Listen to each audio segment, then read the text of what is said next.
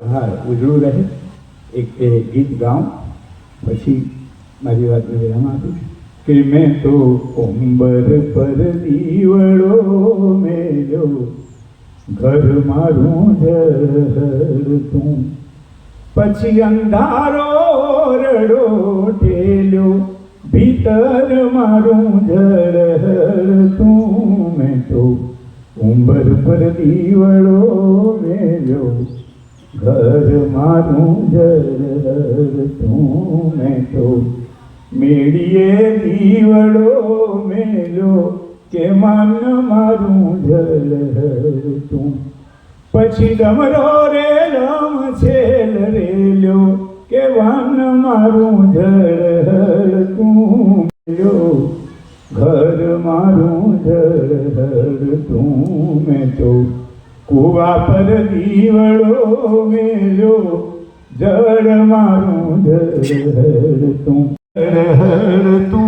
મેં તો ઉંબર પર દીવડો મેલ્યો ઘર મારું ઝળતું મેં તો ડુંગર પર દીવડો મેલ્યો ગગન મારું ઝળતું મેં તો ઉંબર પર દીવડો મેલ્યો ઘર મારું ઝળતું મેં તો ખેતર પર દીવડો મેલ્યો પાદર મારું ઝળતું પછી અવસર અંજવાળાનું ઝળતું પછી અણદીઠો અક્ષર ઉકેલ્યો ભવન મારું ઝળતું મેં તો ઉંબર પર દીવડો મેલ્યો ઘર મારું ઝળતું મેં તો ડુંગર પર દીવડો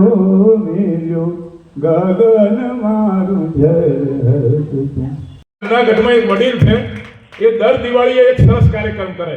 એમની ગાડીનો ડ્રાઈવર, ઘરમાં જે કામવાળા હોય તે, એમના વિસ્તારમાં જે વાલ્મીકી સમાજનો ભાઈ સફાઈ કામદાર જે આવતો હોય તે, આવા 10-15 જણનું બોલાવીને સન્માન કરે. બહુ મોટો માણસ છે. જૂનાગઢમાં ગિરીશભાઈ કોટેચા અહીંયા કોઈ બેઠા નામ સાંભળ્યું હોય તો. અને પછી એમની પુત્ર વધુઓનું પણ સન્માન કરે. એ અમારે જનરલી આપણે બધાને દિવાળી પર દિવાળી પૂજન કરીએ, પણ એ દિવાળી ઉપર પુત્ર વધુઓનું, એમની પત્નીનું બધાનું પૂજન કરે. કારણ કે એમનું ઋણ ચૂકવવાનું, એ એમ સમજે છે કે દિવાળી ઉપર એમનું ઋણ ચૂકવવા આ રીતે સન્માન કરીને. અને આપણા શિવરામભાઈ આ એક ઋણ ચૂકવવાનું કામ કરી રહ્યા છે. એમને ફરી એકવાર તાળીઓથી વધાવીએ. અને હું આમંત્રિત કરું ડૉક્ટર દીપક કુમાર પ્રભુભાઈ પટેલ રાજકોટથી. ખૂબ ખૂબ અભિનંદન. હું વારંવાર કહું છું, પૈસા ઘણા બધા જોડે છે, પણ એનો સદબુદ્ધિપૂર્વક સદમાર્ગે ઉપયોગ કરવો એની જાણકારી ખૂબ ઓછા માણસો પાસે. ઘણા બધા પૈસાવાળા વ્યસનો પાછળ, કોર્ટ કચેરીમાં, ખટપટમાં, પોલીસ કેસમાં એમનો કેટલોય પૈસો બરબાદ થતો મેં જોયો. પણ ક્યાંક શિવશંકરભાઈ જોશી જેવા પરમપિતા પરમાત્માના લાડકવાયા એવા મિત્રો, એવા લક્ષ્મીપુત્રો પણ છે કે જે લક્ષ્મીજીનો સદુપયોગ કરીને અનેક જનોને પ્રોત્સાહન પૂરું પાડે છે. આપણી વચ્ચે પરમ આદરણીય સંત શ્રી દલપતભાઈ પઢિયાર સાહેબ ઉપસ્થિત છે. એ પોતાની વાત, પોતાનો પ્રતિભાવ અહીંયા આપે પહેલા એક ભાઈનું કોઈક સૂચન છે. આદરણીય ડૉક્ટર દલપતભાઈ પઢિયાર સાહેબ, આપને વંદન, અભિનંદન. જોઈ લીધા ને શિવશંકરભાઈને? ક્ષમા તો બરાબર છે, પણ અમારે અભિનંદન તમને એટલા માટે આપવા જોઈએ કે આટલી સુંદર વ્યવસ્થા અને પ્રત્યેક વ્યક્તિનો વિચાર કરીને જે સુંદર આયોજન થયું છે એ બદલ ફરી એકવાર આપણે શિવશંકરભાઈને તાળીઓથી વધાવીએ. અમારી સાથે વિચરતી જાતિમાં કામ કરતા ઈશ્વરભાઈ રાવલ પણ અહીંયા આવ્યા છે. એમની સાથે કામ કરતા દિનેશભાઈ કવિરાજ, શબ્દના શિલ્પી. અમારા વિનોદભાઈ ઠક્કર બહુ સારા પાયલોટ છે, એ પણ છે. ખૂબ ખૂબ ધન્યવાદ.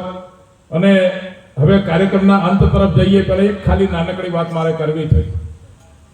એક વડીલ હતા, એમને વારસામાં સોનાની ઈંટ મળેલી, અને એમના બાપા જ્યારે ગુજરી ગયા ત્યારે કીધેલું કે આ સોનાની ઈંટ તું જ્યારે મરે એ પહેલાં તારા દીકરાને આપજે.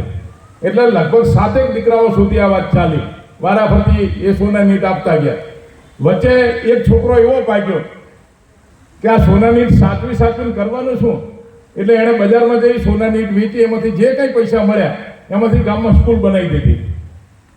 ઘેર ગયો એટલે એના બાપાએ પૂછ્યું કે પેલી ઈંટ ક્યાં ગઈ? કે બાપા તમારે ઈંટથી જ કામ છે ને, સોનાની હોય કે માટીની હોય. હું એક ઈંટ લાઈન તિજોરીમાં મૂકી દઉં, મૂળ તો આપણે હાથવાની છે, બીજું કામ કરવાનું નથી. એટલે ઘણા એવા હોય છે, દાગીના બનાવે, સોનું લાવે, ચાંદી લાવે, વળે પાછા મૂકીને મરી જાય, પણ કોઈ સત્કાર્યમાં વાપરે નહીં. ક્યાંક શિવશંકરભાઈ જોશી જેવા એવા કેટલાક સારા માણસો આ દુનિયામાં આવે કે સોનાની ઈંટને વાપરી નાખે. આ સોનાની ઈંટને વાપરવાનું કામ આપણે સૌ કરીશું તો સમાજમાં સદભાવના ફેલાશે, સારા સારા વ્યક્તિઓનું સન્માન થશે, કીર્તનભાઈ જેવા બિલ્ડિંગ કરવાવાળા અનેક મળશે, અને એના લીધે એક સારું કામ આખા સમાજમાં એક સારો ઉત્સાહ જાગશે. અને બહુ મોટી વાત એમણે કરી કે હું મારા વતનનું ઋણ ચૂકવું છે. મા અને માતૃભૂમિ આ બેનું ઋણ ચૂકવવાનું ખૂબ અઘરું છે, પણ એના માટે પ્રયત્ન કરવો એ આપણી ફરજ છે. એ પ્રયત્ન જ્યારે શિવશંકરભાઈ કરી રહ્યા છે ત્યારે ખૂબ ખૂબ અભિનંદન. સમગ્ર કાર્યક્રમ ખૂબ સારો રહ્યો. કીર્તનભાઈએ ખાલી આમ ઈશારો કરેલો કે 1 વાગે કાર્યક્રમ પૂરો થાય એવું આપણે આયોજન કરીએ, લગભગ એવો જ ટાઈમ થયો છે. એટલે હવે આભાર વિધિ તરફ આપણે જઈએ. શ્રી મહેન્દ્રભાઈ પ્રજાપતિ જે આ સંસ્થાના સેવક છે, ખૂબ સારા કાર્યકર છે, એમને વિનંતી કરું તેઓ ઋણ સ્વીકારની લાગણી વ્યક્ત કરે.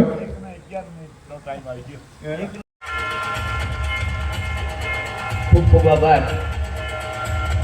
હવે બહેનો આપણે રાષ્ટ્રગીત માટે સાઈડમાં ઊભા થઈ જશું.